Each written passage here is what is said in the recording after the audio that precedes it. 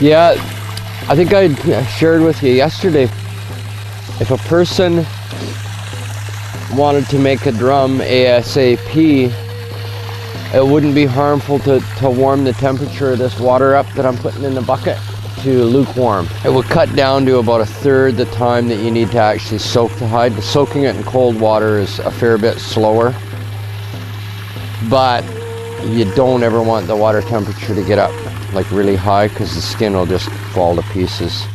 What we're going to do is we're putting in 16 sets of 2 closely spaced holes, a total of 32 holes.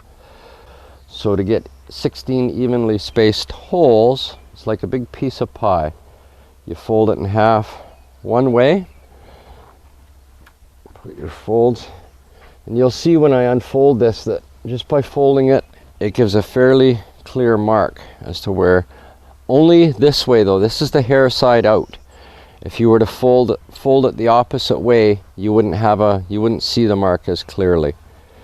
See, you can see the fairly defined lines in that.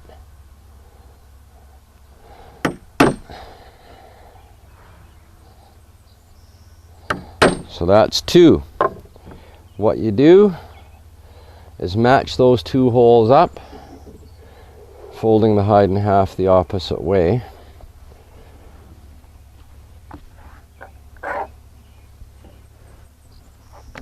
This is going to make 4.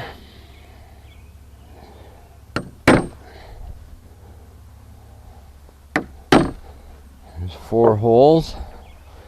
Then what we're going to do is take the first set of holes, fold it this way and match.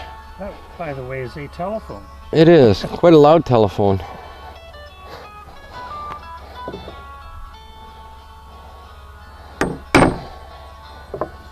And the same on each corner. Keep matching the holes up.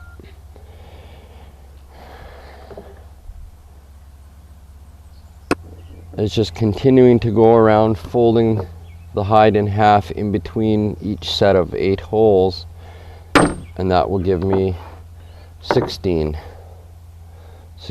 sets, or 16 holes.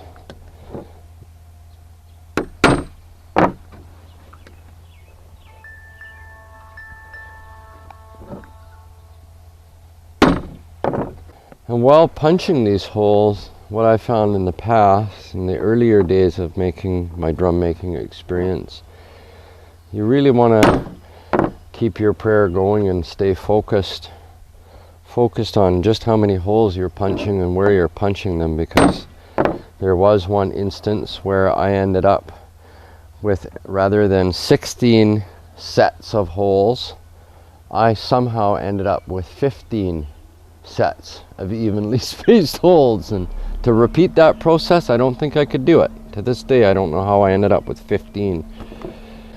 When you have 16, always punching the second set of holes on the same side all the way around. There is one punched drum. So I like to use a real nice uniform thickness, fairly good thickness to make my lace out of, because you can't make a good drum with crappy lace. Okay, so I'm thinking probably somewhere right around here will work for me. Trimming off what I would refer to as too thin of hide to be making lace. There, it's starting to thicken up again right there. But being the rough edge of the hide, I'll cut that off, because that's not something that I would want to make lace from either. And I can see a thin spot right there where you can see the hide folding. I also want to exclude that, because that would be something that would probably break when you start to pull on it. Again, I'd rather make a good quality piece of lace as opposed to something that might break either during the making of the drum or the drying of the drum. This hide starts to shrink incredibly. Once the drum is made and tightened, when the hide starts to dry, that's where the voice of the drum comes from, is the tightening of the hide, the shrinking of the hide. the hide will start to crisp up and you'll start to have a voice of the drum. Now if I were to use a poor quality of lace, when when your drum hide starts to tighten, dry out and tighten, it has the ability to break the lace. Yes, for this 14-inch drum, I would cut my piece of lace 21 feet long. Now at the end, when we make this drum, you're going to see that that allows for not only the lacing pattern back and forth across the drum, but it'll allow enough lace to form the handle, and it will even allow enough lace after that to tie a loop to hang the drum up to dry. Take any uneven spots out of it to try and get a fairly nice piece of lace out of this. There's a corner there. We'll round that off. Yeah, that looks like a really nice thickness right there. I'm just going to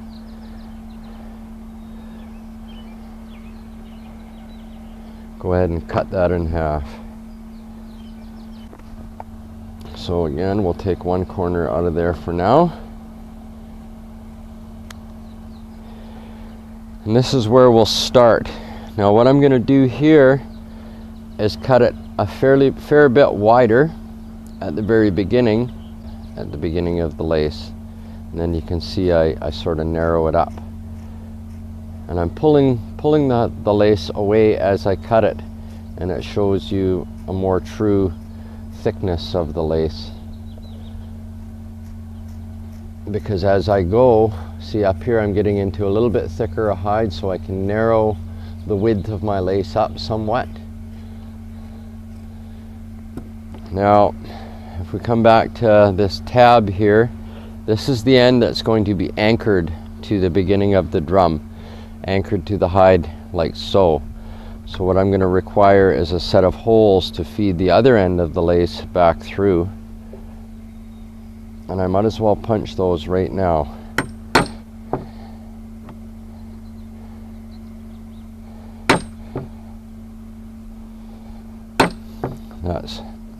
That's plenty big enough of hole to be feeding the end through and pulling it. And then what I'll do is put a little bit of a tip to that end tab so that it's easier to poke through the first set of holes. There, that's prepped and ready to go. So we will continue on. I'll round this corner off because I'll be coming past here again with my scissors.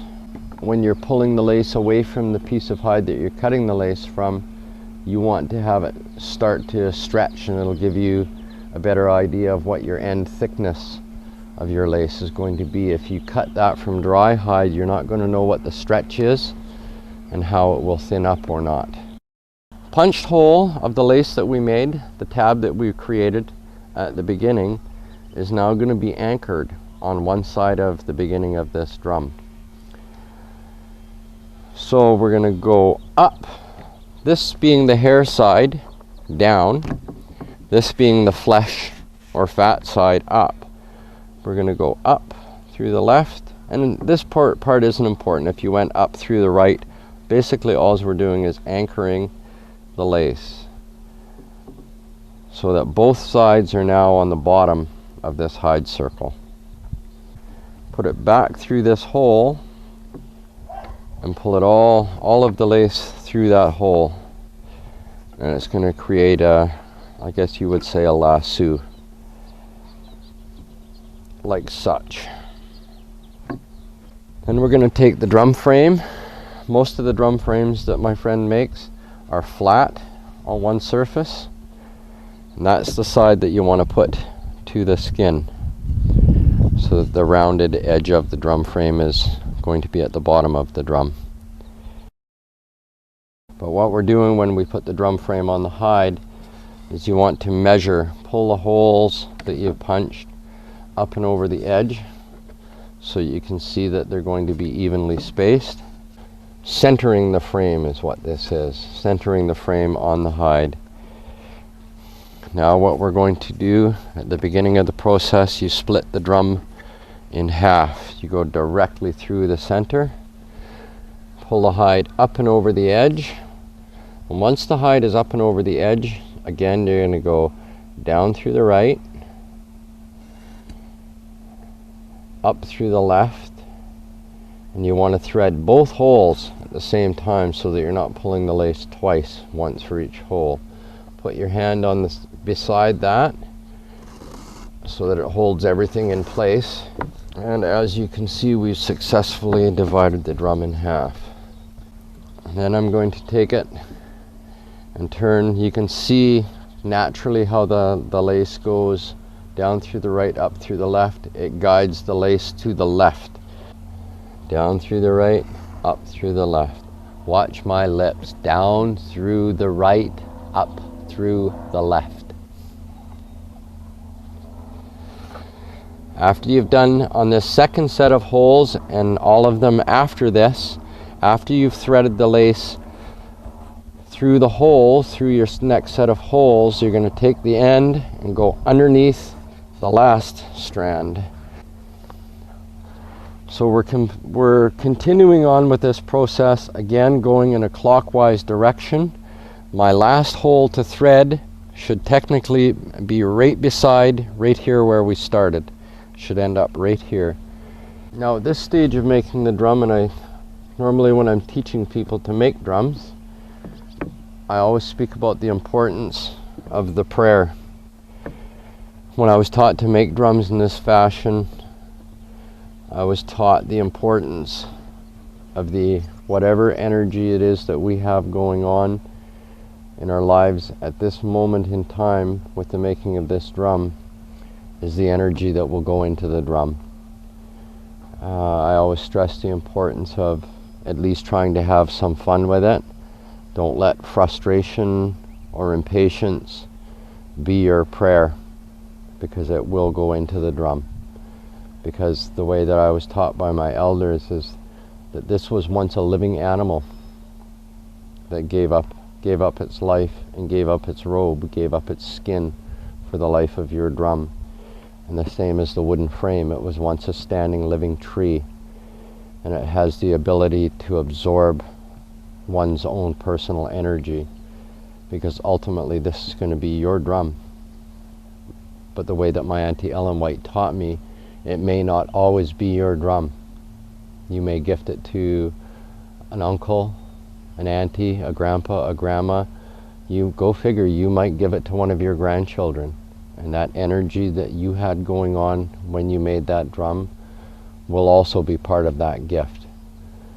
So it was taught to me that you try and have yourself in as good a way as possible, because that's what's going into the life of this drum. I'm just straightening out the edges of the hide and making certain that when this part of the drum dries, that at least as many of these folds that you can see here will come out, because when this hide starts to tighten, it will also tighten up here. The lace is going to restrain it from going back that way again. So there's only one way for this to happen. Once this hide starts to dry, with this lace holding it back, it has to tighten. And if you take all of these folds out, or at least tidy it up as best you can now, before we really tighten this drum up, and that's by far not quite tight. It's close, but it's not tight enough to go ahead and make the handles. So we're going to go back to where we anchored it to start, and thus the reason why I've gone underneath with the lace every time, because when we come back to the tightening part, I just have to go, all of the laces on top. So you go back to the anchor and you start there. Start your tightening there, and you just work your way on top by looking where this piece of lace goes.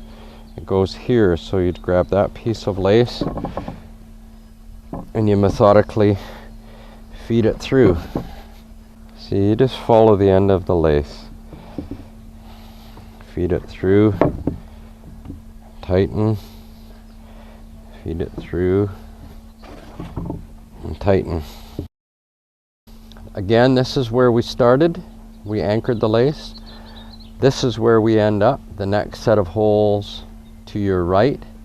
And you're going to take the end of the lace and you follow the one that divided the drum in half. You're going to take the end of the lace and push it underneath everything, and you're going to come up in between the middle divider and the next set of holes to the right. And that's where you're going to pull your lace underneath all of the other lace, like such. And then you push it to the center. This is centering up your handles. Then you're going to count 1, 2, 3, 4. Because as you remember, there were 16 sets of holes. So we're now going to divide that into 4 groups of 4. So we're going to be wrapping in this direction, like that, our first set of 4.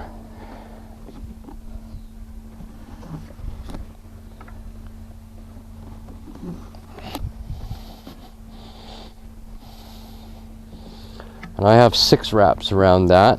And what you need to remember, as far out as this handle extends, another one is going to extend out the other way. And the same in this direction and in this direction. And at the end of those 6 wraps, what I'm going to do is put a half hitch on the furthest left of the 4 strands.